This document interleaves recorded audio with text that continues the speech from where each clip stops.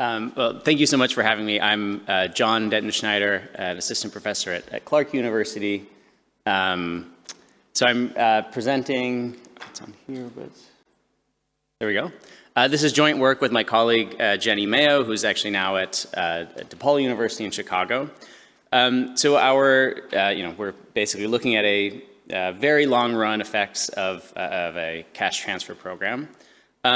So as we've been discussing here, these programs are relatively new, at least in a historical sense. We have some idea of the effects of, if you were exposed as a child to some of these programs, what your outcomes are as adults. In developed countries, in developing countries, these are even newer, and so we have not much in the way of long run or intergenerational effects. So what we're doing here in this project is looking at what are the effects of, in particular, withdrawing cash transfers on your outcomes if these were withdrawn during your childhood, your father's childhood, or your grandfather's childhood. And we think this is quite relevant because these programs they take up a large share of GDP, and so many developing countries can be getting sort of quite antsy about having the fiscal space to continue these programs forever. So we should understand what would happen if these programs were to go away. And we're going to do this by looking at England and Wales after 1834, when they passed what was called the New Poor Law. And basically what this did, as I'll describe briefly, is it ended at about 200 or more years of heterogeneity at a very fine geographic level in generosity of and eligibility for these, what we now think of as income support payments or cash transfer payments. At the time were called poor relief. So I'll sort of switch between those terms. So let me get into the context here. There's a very interesting history that I'm not going to get very much into, but the idea was local governments, parishes, there's about 15,000 in England and Wales. They were responsible for supporting the poor in within their boundaries. So those who couldn't support themselves, they had a responsibility, the parishes had a responsibility to support them. And generally it was for the quote, deserving poor, unquote. But in some cases, it was actually provided to able-bodied men, especially, whose earnings were just below a subsistence level. In practice, what this meant was that wheat farming areas in southeastern England, where labor demand is incredibly seasonal, so there's a planting and a growing season.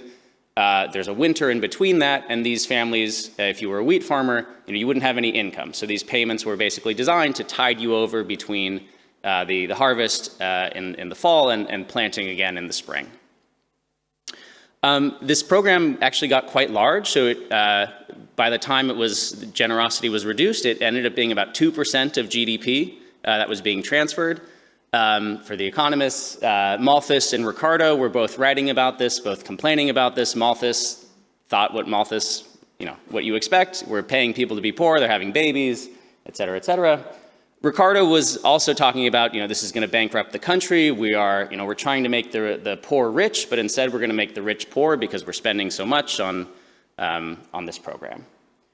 So inspired by these economists, and I should say, you should always listen to economists when designing policy, but I'll show you that maybe they got it wrong this time.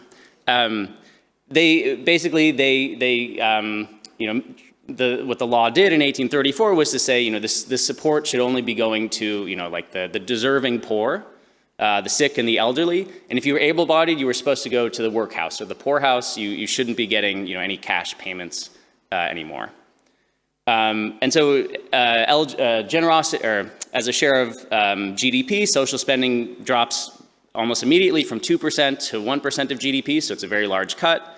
And the share of population receiving poor relief drops from 15% down to 10% and then lower after that. What happens afterward? If you've seen Oliver Twist or read Oliver Twist, Dickens publishes all that a few years after this poor law, in part as a criticism of what it was doing to the poor. So what we're going to do is exploit this geographic heterogeneity in the generosity of poor relief payments prior to the new poor law, and then we're going to compare, children who were basically, if you were a child before or after these payments were reduced, the idea being that children are sort of more sensitive to big reductions in family incomes, and we'll see how these effects echo across roughly the next century. So I told you everything was at the parish level, and we are currently digitizing and getting some NIH support to digitize everything at the parish level. What we have right now is county level data, so this is like equivalent to a US state. There's 50 counties in England and Wales. And we know, how much the average poor leaf per capita declined between 1833 and the first year the law was implemented in 1834. So if you're seeing, you can see the yellow and red counties, those are the ones that were most exposed to declines in poor relief. The blue and green counties are the ones that were least exposed. And so we're gonna split the sample at the median. Yellow and red are gonna be our treatment counties. Blue and green are gonna be our control counties. We'll use the full count censuses of England and Wales. So all the really great digitized microdata that IPUMS at the University of Minnesota has done. We're exploiting that. And we're using a difference in different strategies. So we're going to say that if you were 15 years or younger in 1834 when these payments were cut off, we're going to say you were exposed, you were treated. And if you were 16 or older, we would think of you as out of childhood at this point. And so you wouldn't be exposed to these declines in your family's incomes when you were a child. There's lots of econometric stuff. Fortunately, this lends itself to nice graphs. So what we look at first in 1861 is if you were a child in 1834, what is the likelihood that you were in a high-skilled job? These are sort of very crude occupational classifications, but hopefully this gives you some sense of what's going on. So there's a reduction about 1 percentage point or 1.5% in the likelihood that a man exposed as a child was in a high-skilled job as an adult. The scale, now you can understand why I have that scale. The confidence intervals are much wider for women who were girls when this law was put into effect, but you still see a similar kind of effect. These women are less likely to be in high-skilled jobs. We can then look in the census and see who are the children living in the households of these individuals. And so we will basically attach their father's characteristics, so their father's birthplace and their father's year of birth, and use that as the, your intergenerational exposure for this next generation. And we're going to look at basically the only outcome they recorded for children, which is schooling. I will say they recorded, if a child, like a 3-year-old child was in school, they were recorded as a scholar. So the next time I'm enumerated in the census, I'm going to tell them that I'm a scholar because I would rather have that than, just a professor.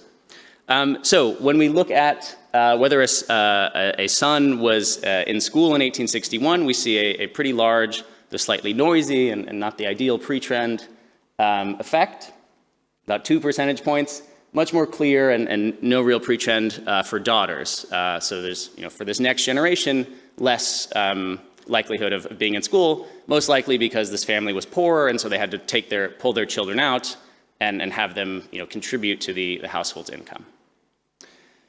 We can do some slight dark magic, I guess, which is we can take, children's first and last names and their years of birth and their counties of birth in 1861 and try and find them in the 1901 census. And we can use these new methods in economic history to look at, this second generation, when they grow up, what are their outcomes like? With this sort of crude county level data, our match rates are actually quite low. We're hoping that things will improve when we finally get the full parish level data. But we can do things to make sure that the sample is representative of the population that we're trying to measure. Sorry, this is just that representative process.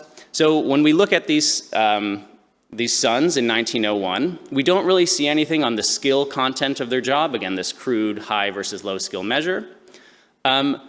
What we do see, however, is some indication, kind of imprecise, but this is basically, do you have 0 to 2 children? So the idea here is that there's a trade-off between the number of children you have and how much schooling they get, how much you invest in them. So if you have fewer children, you are probably more likely to be in a richer family. richer families tend to have fewer children, all else equal. So again, imprecise, but there's some evidence that these, if your father was more exposed to the declines in the poor law, you as an adult would have more children. So again, kind of an indicator of being poorer. Then we can do the same sort of thing, look at the third generation, so the children in those households in 1901, what are their schooling outcomes?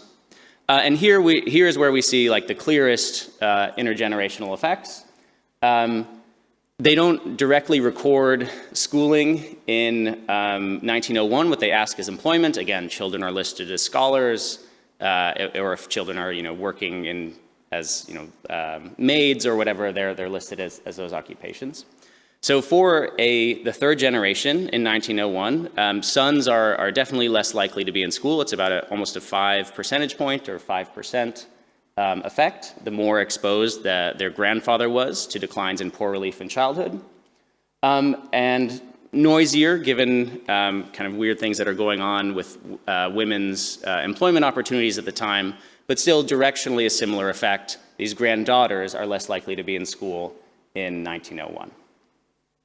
So let me just wrap up by reminding you that what I just said, that there seems to be effects across 3 generations of a child or the son of that child or the grandson of that child being exposed to declines, the withdrawal of this cash transfer program.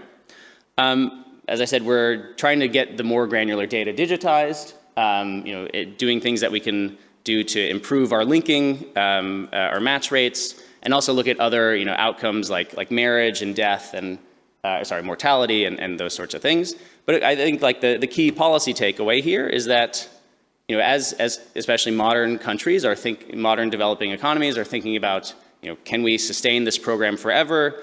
People might not be graduating out of poverty, the adults. We should really be thinking about it's not just the adults who are being treated, it's also their children, but also the children of those children and the children of those children of those children, right? So we need to be thinking about the multi-generational effects when we do our cost-benefit analyses of social programs. So I think maybe I'm a weirdo and I finished early, but I will wrap it up there. So thank you very much.